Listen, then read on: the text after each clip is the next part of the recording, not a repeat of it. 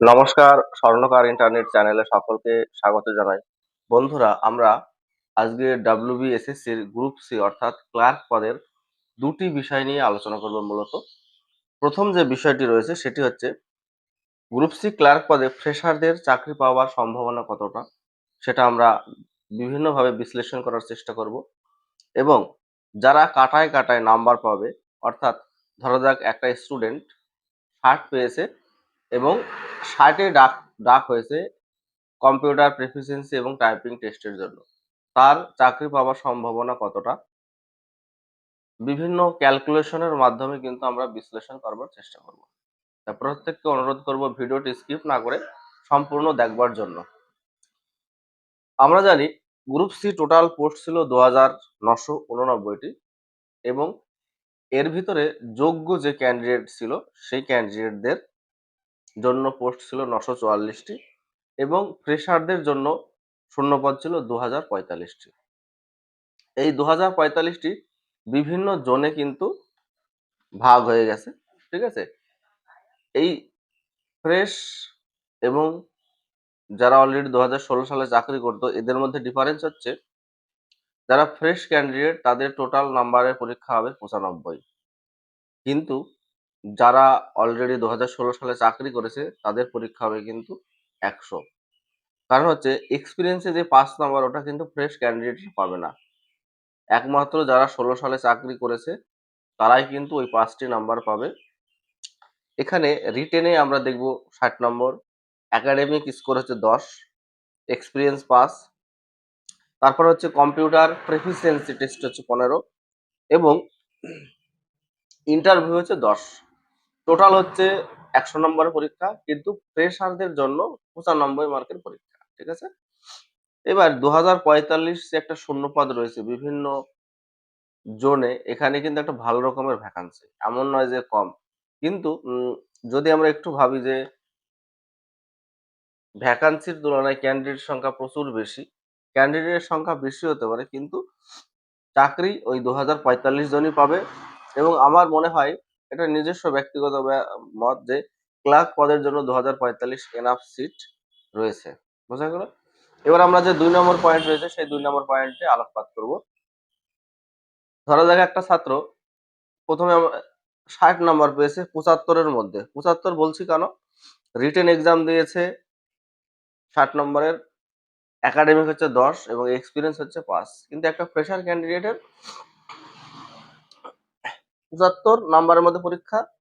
এমনি যারা 2016 সালের যে ক্যান্ডিডেট রয়েছে তাদের কিন্তু 75 নম্বরের পরীক্ষা, ঠিক আছে। এবার একটা স্টুডেন্ট দেখা গেল একাডেমিক স্কোর এবং রিটেন এক্সাম দিয়ে টোটাল 60 নাম্বার হচ্ছে, ঠিক আছে। লিখিত পরীক্ষায় 60-এর মধ্যে সে 50 পেয়েছে এবং একাডেমিকে সে 10 পেয়েছে, দিয়ে টোটাল 60 এবং পরীক্ষাতেও ডাক হয়েছে ক্লার্ক পদে 60 নম্বরের। বোঝা গেল? এবার যদি দেখা গেল সেই স্টুডেন্টটা একাডেমিক কম্পিউটার নলেজে পেয়ে গেল 12 এবং তোমার ইন্টারভিউ পেয়ে গেল 8, তাহলে 12 আর 8 হলো 20 আর এদিকে 60, টোটাল কিন্তু সে 80 মার্ক পেয়ে গেল, ঠিক আছে। 80 মার্ক পেয়ে গেল।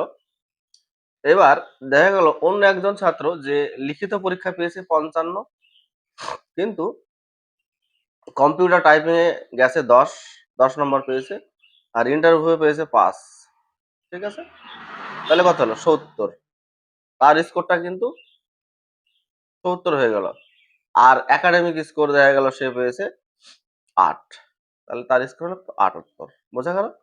তাহলে একটা স্টুডেন্ট যে কাটায় কাটায় নাম্বার পেয়েছে 60 একাডেমিক স্কোর ধরে, কিন্তু ফাইনালে গিয়ে তার স্কোরটা হয়ে গেল 80। কিন্তু একটা স্টুডেন্ট যে লিখিত পরীক্ষায় 55 পেয়েছে কিন্তু তার একাডেমিক স্কোর, তারপরে কম্পিউটার নলেজ এবং ইন্টারভিউ সমস্ত কিছু দিয়ে কিন্তু তার স্কোর হচ্ছে কত? 78।